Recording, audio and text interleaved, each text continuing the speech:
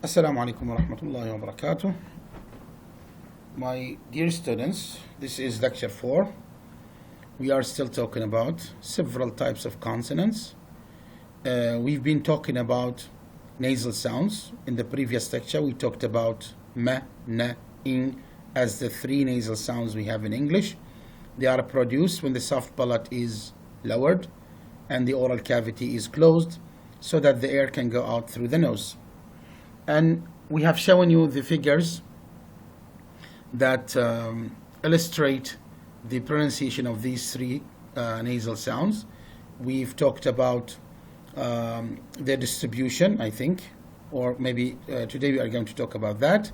So before we go into details, we want to put our hands on a very important term, which is nasalization or nasalized vowels.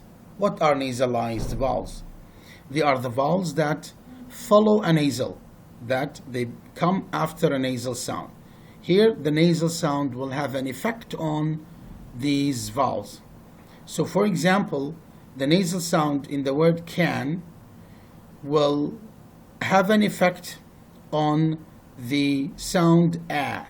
The sound a is followed by a nasal. This nasal will have an effect on this a.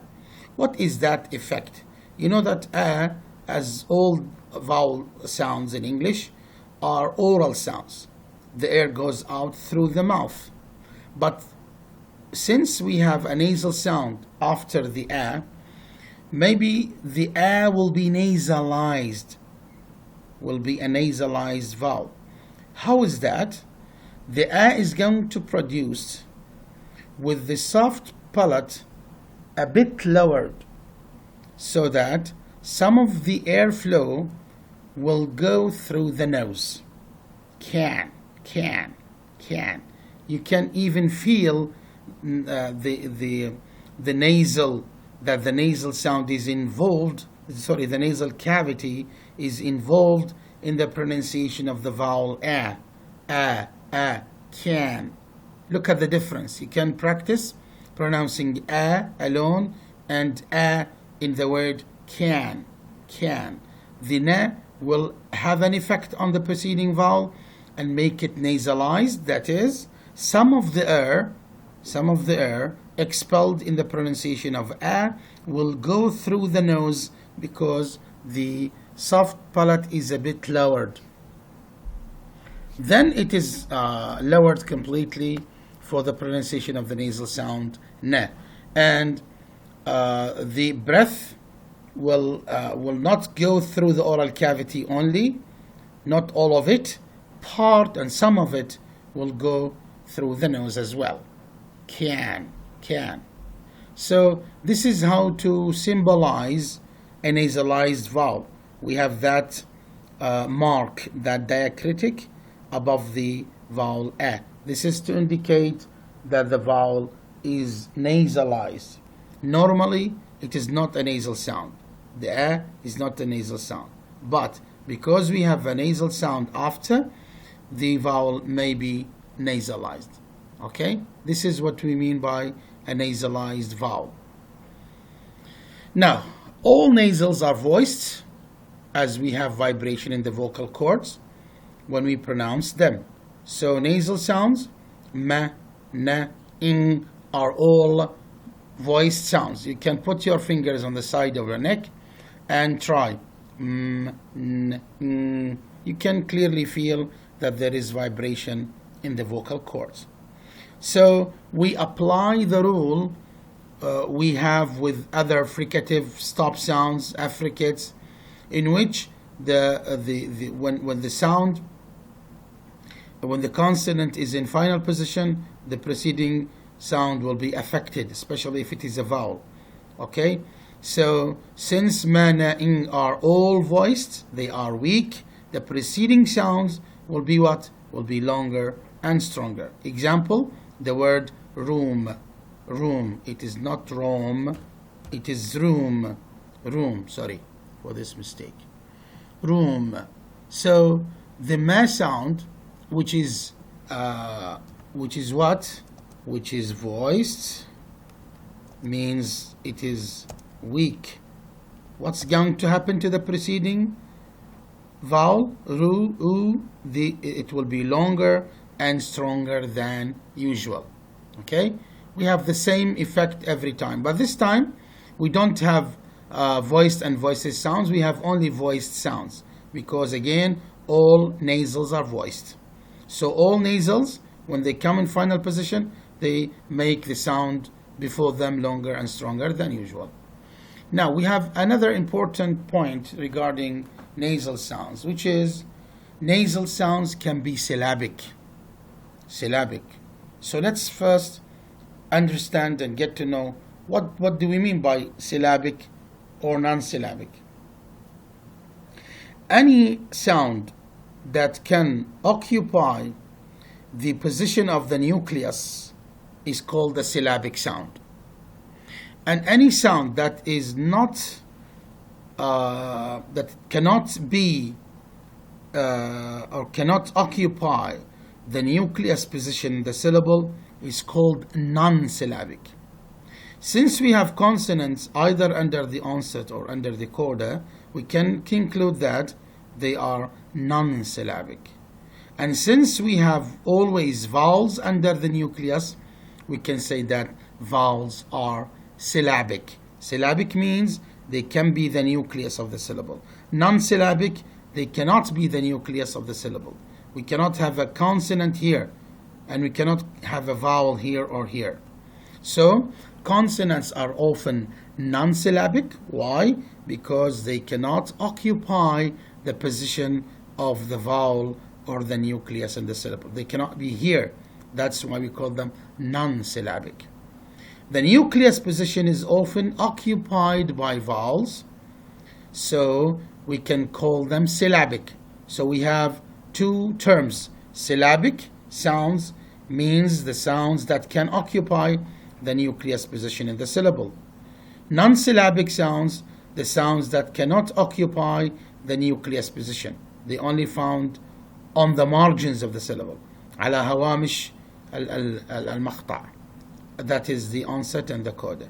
This is the normal way of looking at syllabic, non-syllabic sounds. But in certain cases, some sounds can be, some consonants can be syllabic. Again, in certain cases, some consonants can be syllabic. So they can be found here under the vowel position, under the nucleus position. What are these sounds? Nasal sounds are one or actually the three of them can be syllabic. How and when? How and when? Can we make any syllabic and any nasal sound a syllabic one and we put it here? No. There are certain conditions in which we can have the consonant, which is a nasal, instead of being here under the coda, it becomes under the nucleus and takes the position of the vowel. Where is that and how is that?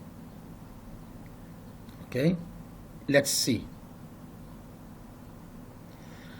We have the word ribbon, ribbon, ribbon. In this word, we have two syllables. The first one is rib, the second one re, the second one is bin. Okay, ribbon, ribbon, ribbon. In certain cases, this is a non-syllabic sound. It is found here in the normal position. Okay, but sometimes when the schwa is deleted, this is schwa is deleted, the na becomes the vowel, becomes the vowel. It means becomes the nucleus of the syllable, and it means it becomes syllabic. Here, the na sound, which is the nasal sound, it is non-syllabic. Why? Because the schwa is there, the vowel is there. So we put the vowel under the nucleus. But when the schwa is deleted, the na becomes syllabic. It takes the position of the nucleus. Look, here syllabic na is under the nucleus position and the coda is phi, nothing here. But in the order, in the normal order, or in the pronunciation where the schwa is there, the schwa will be here and the na is under the coda. Okay, so na in this word becomes syllabic. Why? Because it can take the position of the nucleus. So the word is, instead of pronouncing it like ribbon, we say ribbon, ribbon, mutton, mutton, bottom, bottom, bottle, bottle, with less sound as well. So these consonants can be syllabic actually. They can be syllabic when we have a weak syllable with a schwa, and this schwa is deleted, and the consonant will take the position of the schwa. That is, it will be under the nucleus position. And when it comes under the nucleus position, it becomes syllabic. So consonants are normally non-syllabic, but in this case, it becomes, the na becomes what? The na becomes syllabic. Actually, I don't want to go into much details because you are going to learn more about this in the second year, inshallah. Now, the distribution of nasal sounds, initially, medially, and finally. We have man, this is ma, initially, camera, medially, time, finally. Don't pay attention to letters, by the way. The letter here is not pronounced, so ma is final. We don't count on letters, we count on pronunciation. Time, so ma is final. No, na is initial. Candle, this is medial. Run, this is final. Here we don't have in the beginning of English words. We cannot have it. So here we have a limitation that we should always remember. Ing cannot come in initial position. In medial position we have the word finger, finger. We have ing here. In final position we have the word long, song, etc. Wrong. So we can say that, we can conclude that ma and na can occur in all positions, initial, medial, final, but ing can only occur in medial and final position. We don't have ing in initial position.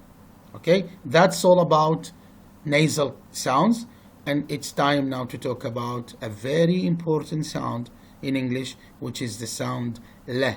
Le is a special sound. It is called a lateral sound. It is the only lateral sound we have in English. So what do we mean by lateral? Why is it special? Okay? Normally, the pronunciation of oral sounds entails that the airflow goes out through the center of the mouth. In words like, in sounds like fa, va, tha, the, ma, na, ta, da, ka, ga, in all of these sounds, sa, sha, ja, these sounds, in the pronunciation of these sounds, the airflow goes out through the center of the mouth. The only sound in which the breath or the airflow does not go through the center of the mouth is the sound le. So what happens in the pronunciation of the sound le? Let us see. So we call it lateral because the breath does not pass through the center of the mouth, as it is the case in all oral sounds. The breath rather goes out, not out through the sides of the tongue, not the center, the sides of the tongue, because the center of the mouth is closed. So how do we produce it? First of all, the soft palate is raised, so the nasal cavity is closed. Oral, la is an oral sound. It is not a nasal sound. That's why the soft palate is raised. This is one thing. Now, the tip of the tongue is raised to be in contact with the alveolar ridge, as it is the case in ta, da, na, sa, okay, za. But this time we have something different happening. But the sides of the tongue are not in contact with the sides of the palate. So it's not the tongue as a whole that is in contact with the alveolar ridge or the roof of the mouth. No, only the tip and the sides of the tongue are lowered. So in this case, the air will pass through the sides of the tongue and the palate. So the air will not be able to go through the center because the center is closed. It is able to go through the sides, the left and the right side of the mouth. Okay, we can clearly practice this. How to practice and make sure that la is an oral is a lateral sound. You pronounce the sound, then you take air inside, just like this.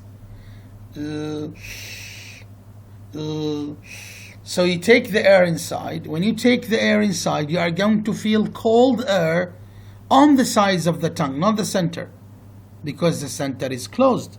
Only the sides are open. So the cold air will be felt on the sides of the tongue. This is how to practically prove that la is a lateral sound. Okay? The la sound is voiced and there is no friction with it. We can have a look at the figure that shows the pronunciation of la sound.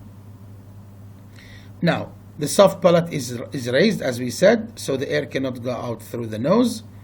Then we have the tip of the tongue that is in contact with the alveolar ridge, but the sides of the tongue are lowered, so the air will be able to go through the sides. Look, it is not going out through the center. The center is closed by the tip of the tongue and the alveolar ridge, but the sides of the tongue are lowered, so the air can go out through this side and the other side that is not clear here in the picture.